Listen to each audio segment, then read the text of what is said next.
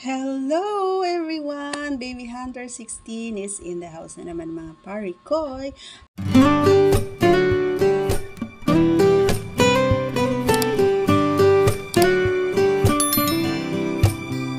At kung ikaw ay bago pa lamang sa ating channel, huwag kalimutang subscribe at pakipindot na rin ang ating tiny notification bell para ma-update po tayo pag meron tayong mga new upload videos. Disclaimer, ang video ito ay para lamang po sa may bukasang kaisipan at may malawak na pang-unawa. Alright, so kung ikaw ay wala nito, maaari na lamang pong mag-skip at mamili ng mga videos na nararapat para sa inyo. Okay, so today's vlog mga idol is share ko na naman sa inyo ano nga ba yung inilalagay ko sa aking caps kapag nagbabalak ako or nagbabalak at alam ko or nababasa ko na ang tawag dito yung kapareha ko ay nagbabalak ng yan, so ready na ako.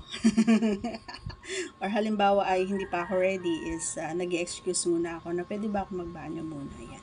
So ngayon, i-share ko sa inyo. Kasi alam nyo guys, kapag nilalagyan ko nito is talagang nakakadagdag talaga siya ng kakaibang pakiramdam. Iba yung pakiramdam, no mga idol.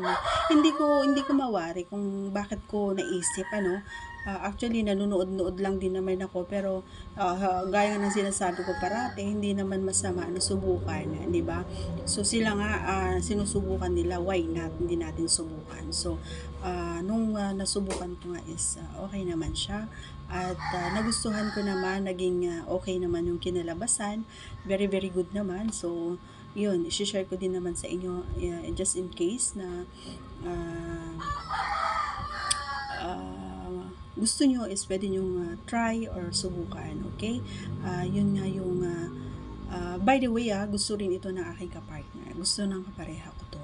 So, noong ginawa ko ito, hindi ako nagpaalam na nilagyan ko ito. Pero nung nilagyan ko ito at hindi ko nagpaalam, sabi niya, bakit daw, ang tamis daw, yun. Siyempre kasi bago naman ipinapasok. Tapos, inaano muna. Inaam-am muna, di ba? Am, ganun. Inaam-am muna. Kaya yun, sabi niya, ang tamis, medyo parang mentol, sabi niya. So actually na-vlog ko na ito, no? Pero inuulit ko lang kasi may nagtanong ulit. Girl Lalu yung nagtanong nito. At yun, nakwento ko rin sa kanya. Sana napanood mo rin ito. Kulang-kulang pa yung sinabi ko sa'yo. Ayan, ito yung toothpaste. Ayan, toothpaste ang ginagamit.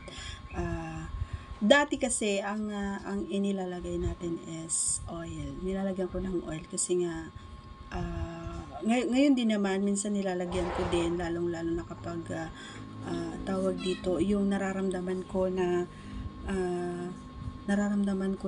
hindi siya nababasa yung tuyo, si Kips. So nilalagyan ko ng oil and then yun nilalagyan ko din siya ng at yun, maganda. Syempre yung mentol kasi nakakadagdag pag naaanghangan kasi si Kips. Nararamdaman din pala no. Syempre pag pumasok siya, syempre didikit din doon sa balat ni Junjun. So yun. Kaya maganda. Yun yung sikreto ko din. Yun yung inilalagay ko. Ayan. Yun yung inilalagay ko para madagdagan kumbaga ng iba yung pakiramdam, no? Pakiramdam iba. So subukan mo. Ayan, pare ko, ikaw din pwede rin sa mga sa mga kalalakihan. So subukan nyo lang, wala namang mawawala. So lang konti lang ang ilagay nyo, wag masyadong marami. At saka yung gamitin nyo yung mild lang, wag yung pula, yung mga, halimbawa yung puti, ganyan, or yung green, kasi medyo basta yung mentol ang gamitin nyo, wag yung maanghang, kasi baka naman, yun. So, at saka alam mo, kapag kinain, pati is, hindi niya maaamoy yung syempre kahit naghugas ka kasi kapag meron amoy talaga. Totoo yun, kahit gaano kakalinis, kahit brasin mo pa yan, brasin. Yan, so kahit ano pang gawin mo dyan, basta lagyan mo nun na yun, or anong tawag dito, or yung sa kanya kung papayag siya. Syempre, communication is the key pa rin to, no? Kailangan nyo magpaalam pa rin. Permiso, ayan ang importante dito.